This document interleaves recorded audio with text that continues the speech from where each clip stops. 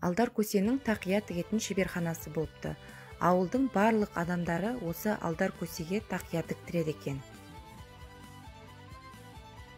Мен алдармын, сақалымды талдармын. Сақал тіккір мұртта жоқ, мен алдайтын жұртта жоқ.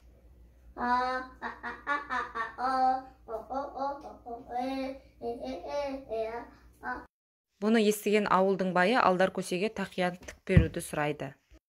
Жарайды байке, ол үшін сіз маған матамен 100 сом тиын алып келуіңіз керек. Мен саған мата, осы да маған әдемі тақия тігіп бер. Ей алдар көсе, менің матамнан 2 тақия шығар. Жарайды, онда 2 тақия тігіп берейін. Ей алдар көсе, сен мені алдап тұрған жоқсың ба? Менің матамнан 5 тақия шығар. Бесеу керек па сізге, онда бесеуін тігіп берейін.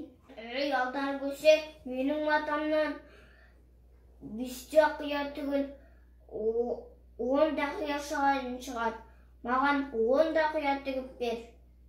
Жарайды байеке, ертең 10 тақияңыз дайын болады. Ертең осы уақытта келіңіз. Байеке, 10 тақияңыз дайын болды.